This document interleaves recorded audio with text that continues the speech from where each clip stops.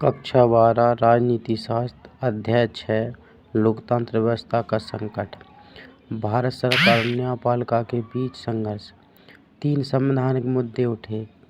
पहला मुद्दा था, क्या संसद मौलिक अधिकारों में कटौती कर सकती है।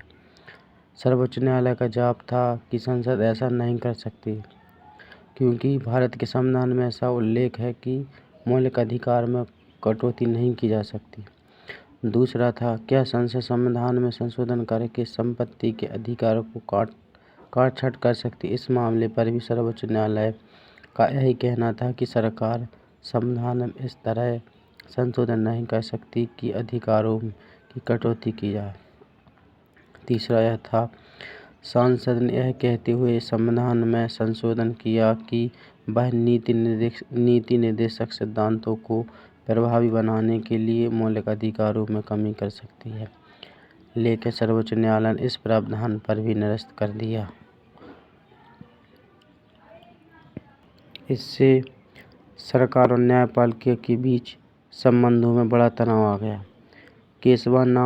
केशवानंद बनाम भारती 1973 के मुकदमे के रूप में सामने आए। इस मामले में सर्वोच्च न्यायालय ने एक फैसला सुनाया था कि संविधान का एक बुनियादी ढांचा और संसद इस ढांचागत विशेषताओं में संशोधन नहीं कर सकती। अर्थात जो संविधान की प्रस्तावना है उसमें संशोधन तो कर सकते हैं, लेकिन उसमें से कोई शब्द हटा नहीं सकते। यह केशवानंद बनाम भारतीय याचिका थी 1969, जो केरल हाईकोर्ट ने इसकी सुनवाई की थी। दो और बातों में न्यायपालिका और कार्यपालिका के संबंधों में तनाव बढ़ गया। 1973 में केशवानंद भारतीय के मुकदमे में सर्वोच्च न्यायालय द्वारा फैसला सुनाने के तुरंत बाद भारत के मुख्य न्यायाधीश का पद खाली हो गया। सर्वोच्च न्यायालय के सबसे वरिष्ठ न्यायाधीशों को भारत का मुख्य न्यायाधीश बनाने की परंपरा चला रही थी। अर्थात हमारे भारत में सुप्रीम कोर्ट का जो भी मुख्य न्यायाधीश बनता है वो वरिष्ठ न्यायाधीश होगा।